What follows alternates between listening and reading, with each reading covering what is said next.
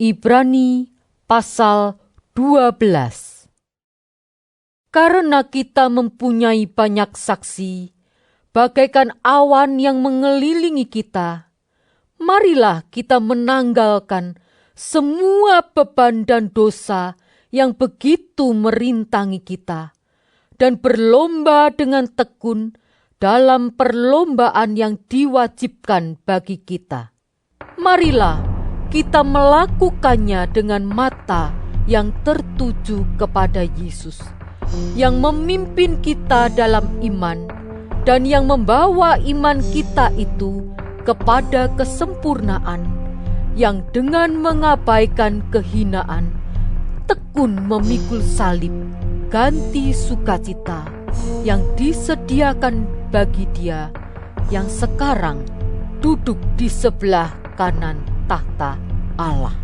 Ingatlah selalu akan Dia yang tekun menanggung bantahan yang sehebat itu terhadap dirinya dari pihak orang-orang berdosa, supaya jangan kamu menjadi lemah dan putus asa.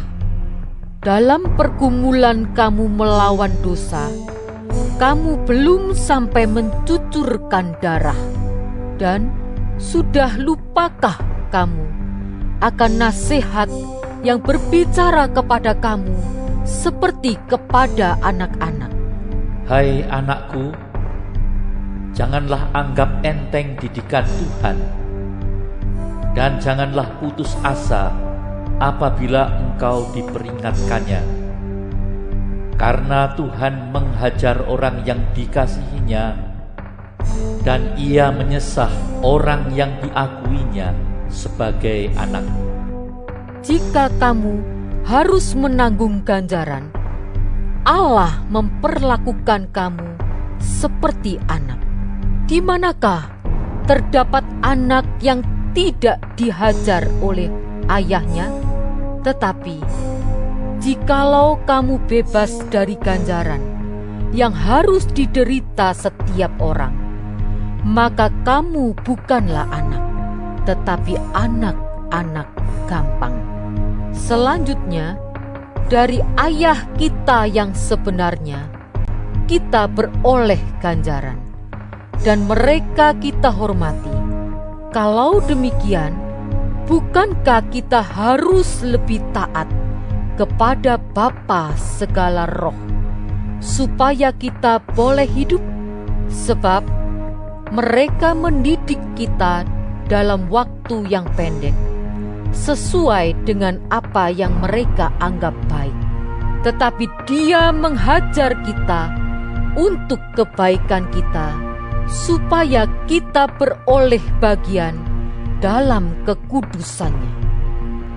Memang tiap-tiap ganjaran pada waktu ia diberikan tidak mendatangkan sukacita, tetapi duka cita.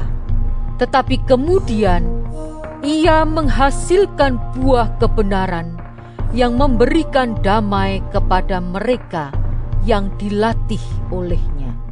Sebab itu, kuatkanlah tangan yang lemah dan lutut yang goyah, dan luruskanlah jalan bagi kakimu, sehingga yang pincang jangan terpelecok, tetapi menjadi sembuh.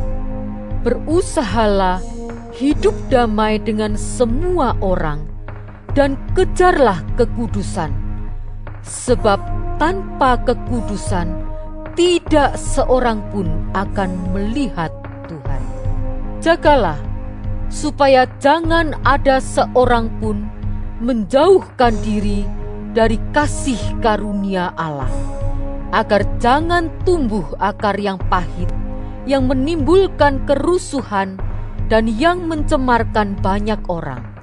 Janganlah ada orang yang menjadi cabul, atau yang mempunyai nafsu yang rendah seperti Esau, yang menjual hak kesulungannya untuk sepiring makanan. Sebab kamu tahu bahwa kemudian ketika ia hendak menerima berkat itu, ia ditolak, sebab ia tidak beroleh kesempatan untuk memperbaiki kesalahannya, sekalipun ia mencarinya dengan mencucurkan air mata.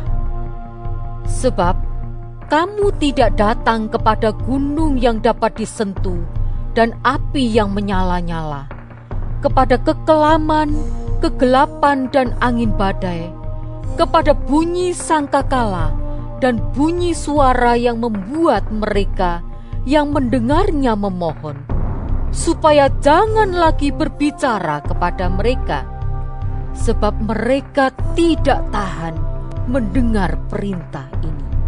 Bahkan jika binatang pun yang menyentuh gunung, ia harus dilempari dengan batu. Dan sangat mengerikan pemandangan itu, sehingga Musa berkata, Aku sangat ketakutan dan sangat gemetar. Tetapi kamu sudah datang ke Bukit Sion, ke kota Allah yang hidup, Yerusalem surgawi, dan kepada beribu-ribu malaikat, suatu kumpulan yang meriah, dan kepada jemaat anak-anak sulung yang namanya terdaftar di surga, dan kepada Allah yang menghakimi semua orang, dan kepada roh-roh orang-orang benar yang telah menjadi sempurna, dan kepada Yesus pengantara perjanjian baru, dan kepada darah pemercikan yang berbicara lebih kuat daripada darah Habel. Jagalah supaya kamu jangan menolak Dia yang berfirman. Sebab jikalau mereka yang menolak Dia yang menyampaikan firman Allah di bumi tidak luput, apalagi kita, jika kita berpaling dari Dia yang berbicara dari surga.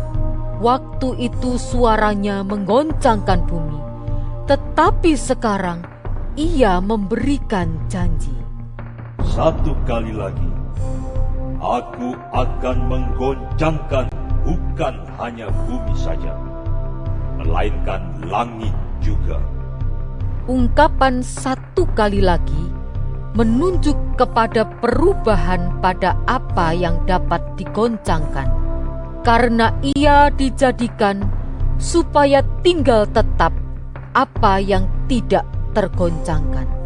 Jadi, karena kita menerima kerajaan yang tidak tergoncangkan, marilah kita mengucap syukur dan beribadah kepada Allah menurut cara yang berkenan kepadanya dengan hormat dan takut. Sebab Allah kita adalah api yang menghanguskan.